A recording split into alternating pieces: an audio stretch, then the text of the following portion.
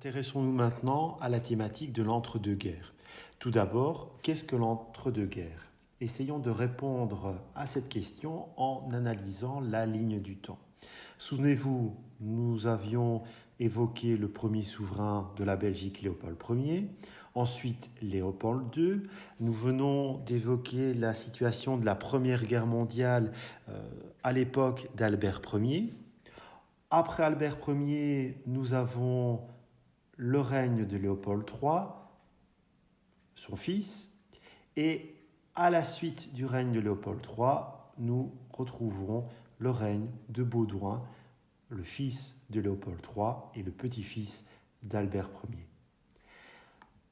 Vous le savez maintenant, vous le saviez d'ailleurs déjà avant de voir ces différentes vidéos, la Première Guerre mondiale se passe durant le règne d'Albert Ier, entre 1914 et 1918, et nous le verrons par la suite, la Deuxième Guerre mondiale se passe à l'époque de Léopold III. Elle commence en Belgique en 1940 et se termine en 1945. Eh bien, cette période de l'entre-deux-guerres, elle est illustrée sur cette ligne du temps en vert. Elle correspond à l'époque, à la période allant de la fin de la Première Guerre mondiale 1918 au début de la Deuxième Guerre mondiale 1940 chez nous en Belgique. Vous avez, une fois n'est pas coutume, dans le syllabus, bien plusieurs documents iconographiques qui essaient de synthétiser quelques informations historiques au sujet de cette période, je le répète, comprise entre 1918 et 1940. Comme cette première affiche.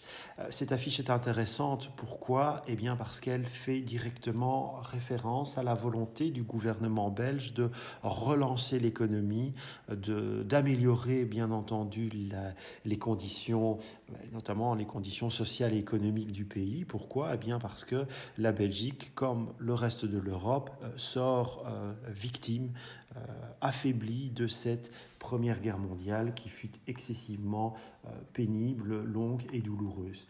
Et nous voyons dans le registre supérieur une Belgique, une nouvelle fois personnifiée par la figure d'une femme.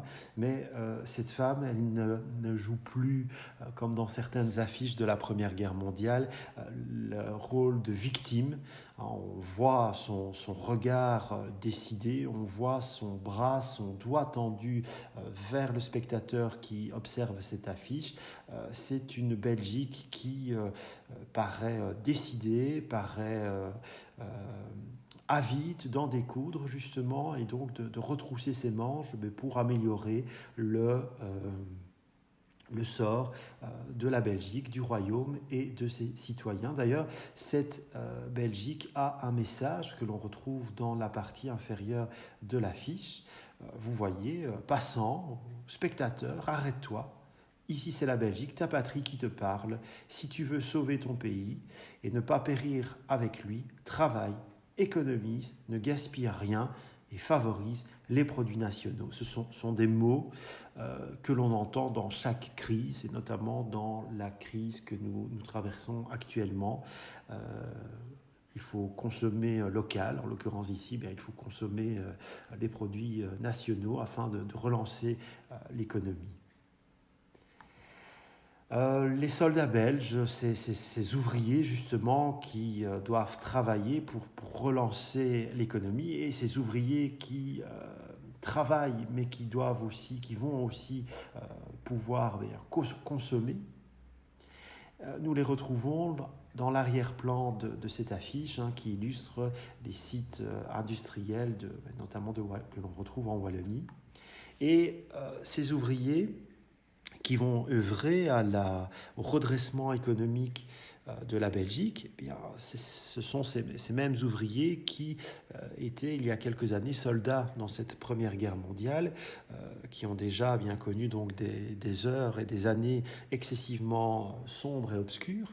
Et ici, en fait, on va assister durant l'entre-deux-guerres de la part du gouvernement belge à un allègement, si l'on peut dire, du monde du travail avec l'intronisation de certaines lois destinées à améliorer quelque peu les conditions de vie et les conditions de travail de ces ouvriers. Je prends l'exemple ici, ce n'est pas une date fatalement à retenir, c'est juste une illustration. La loi de 1921 qui va permettre aux travailleurs, qui va fixer la journée de 8 heures pour les travailleurs. Et parallèlement, bien, si les ouvriers ne travaillent pas continuellement, ils peuvent s'octroyer des moments de pause, des moments de détente. Et donc, nous allons voir dans le pays toute une série de commissions, notamment ici, dans l'exemple qui nous occupe, de commission provinciale du Hainaut, des commissions qui vont réfléchir à la création, à l'organisation d'activités qui vont permettre aux ouvriers, à leurs familles de se détendre. Ces commissions vont penser donc aux loisirs de l'ouvrier. C'est notamment renseigné sur ce document et l'on peut justement, en lisant ce document, bien avoir une petite idée des loisirs qui s'offrent, des formations aussi qui s'offrent aux ouvriers et à leurs familles.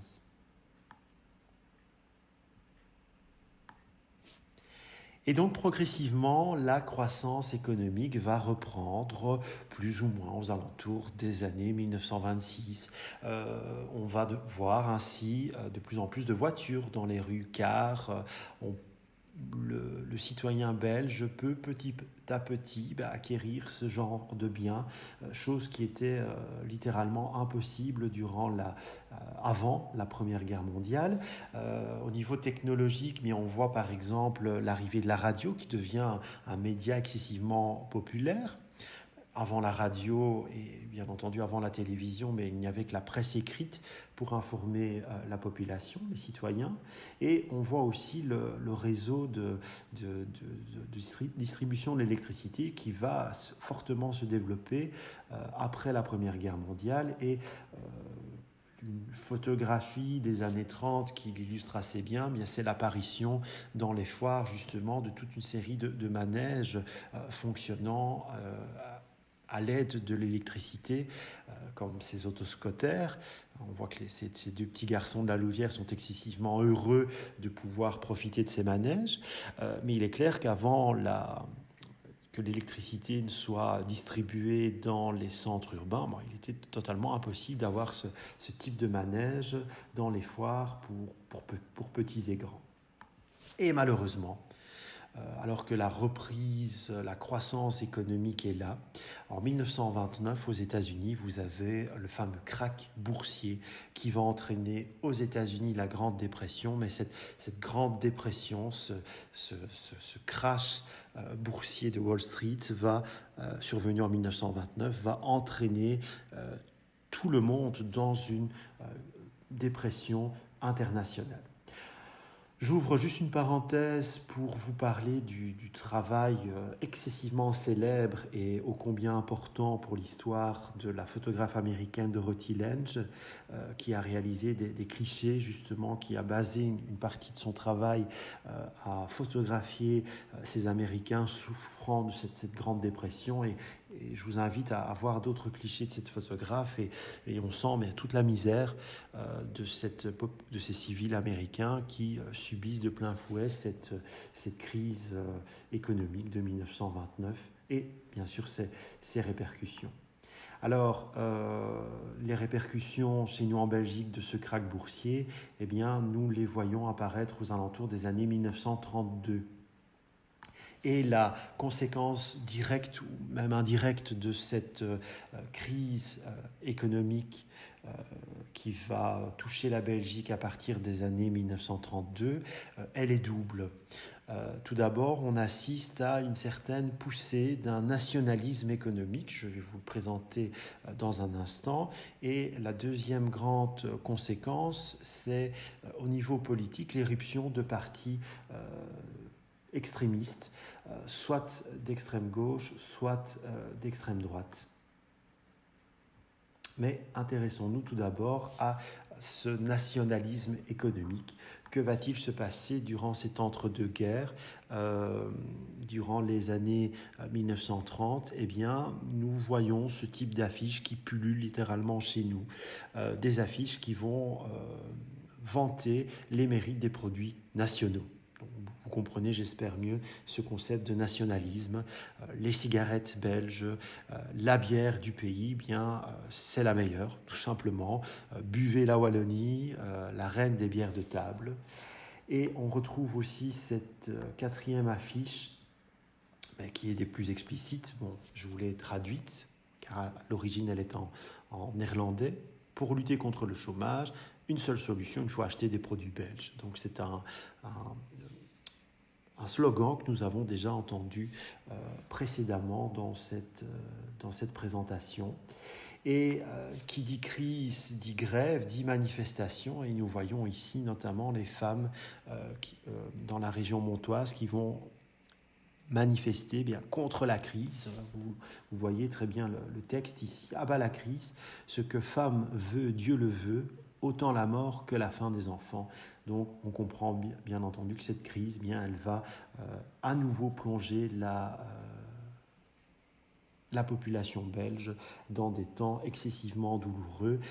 Cette population qui venait à peine de se remettre de la Première Guerre mondiale. Et un autre cliché de ces manifestations dans le bassin minier montois entre 1932 et 1936. Cette entre-deux-guerres, elle va être marquée aussi sur le plan monarchique par un événement qui va être aussi vécu de manière excessivement dramatique par la population belge. C'est le décès, la disparition d'Albert Ier, le roi chevalier, en 1934. L'on voit sur cette photographie de famille Albert Ier au centre, accompagné, entouré de ses deux fils, Charles et son fils aîné Léopold, le futur Léopold III. Et vous le verrez par la suite, ces deux enfants, ces deux personnages vont jouer un rôle particulier durant la Deuxième Guerre mondiale qui se profile à l'horizon. Une information toujours par rapport à l'histoire de la famille royale, de la monarchie, qui aura son importance. Donc je vous demande d'être bien attentif à cet événement. Vous voyez cette photographie de famille qui montre la future famille royale. À la suite du décès d'Albert Ier, eh bien c'est Léopold III qui monte sur le trône, qui devient le 4e souverain du royaume de Belgique. Il est ici accompagné de son épouse, la princesse Astrid, et de leurs 3 enfants. Donc nous avons Joséphine Charlotte, nous avons Baudouin, le futur roi Baudouin qui succédera à Léopold III, et nous avons le petit Albert sur cette photographie qui n'est autre que le futur roi des Belges, Albert II, le frère de Baudouin, qui va succéder à son frère lors de sa disparition en 1993. Pourquoi je vous parle de cette photo de famille? Eh bien, il y a une information, comme je le disais, très importante à retenir. Un an après être monté sur le trône, Léopold III perd son épouse, la reine Astrid, qui décède en 1935 dans un accident de voiture. Retenez cette information, elle sera importante pour la suite de cette présentation. Alors, je parlais d'une poussée d'un certain nationalisme économique. Je dois également vous parler de la poussée de certains courants politiques d'extrême droite, tant d'extrême droite que d'extrême gauche, qui se jouent dans les Flandres, mais aussi en Wallonie. Et dans le cours, vous avez 2 affiches qui illustrent cette montée de partis extrémistes. Ce qui est lié bien entendu à la crise économique et sociale dans laquelle se trouve le pays, ainsi que tous les pays européens du temps. Et cette crise économique et sociale, elle va virer en véritable crise politique, avec ces différents partis extrémistes qui vont progressivement gagner des voix. Et aussi ouvrir la porte à l'occupation nazie, qui se déroulera entre 1940 et 1945. Analysons cette première affiche, le document numéro 97. nous avons dans le registre inférieur une représentation de la Belgique qui vient littéralement d'être assassinée. Et cette affiche est mise par le mouvement libéral de l'époque. Bien voilà, elle représente de manière excessivement ironique, sarcastique même, la Belgique qui repose en paix après avoir été assassinée par deux personnages, Staff de Klerk et Léon de Grelle. Si nous regardons la partie supérieure de cette affiche, nous retrouvons ce fameux Staff de Klerk, qui est en fait une figure politique d'un parti flamingant, l'extrême droite flamande, qui déjà va militer pour l'hégémonie flamande et qui sera un grand collaborateur des nazis durant la Deuxième Guerre mondiale, et de l'autre côté aussi un homme qui se voulait partisan de l'occupant nazi. Il s'agit du francophone Léon de Grelle qui va fonder, on le voit ici, un parti, le parti Rex, ou on le connaît aussi sous l'appellation de mouvement rexiste.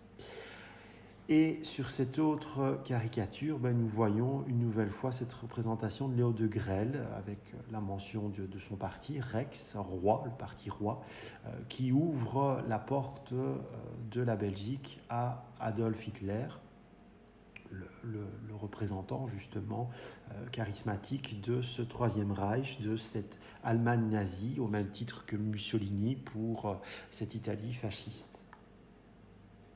Et cette dernière caricature me permet justement d'introduire le point numéro 13, se rapportant à la Deuxième Guerre mondiale.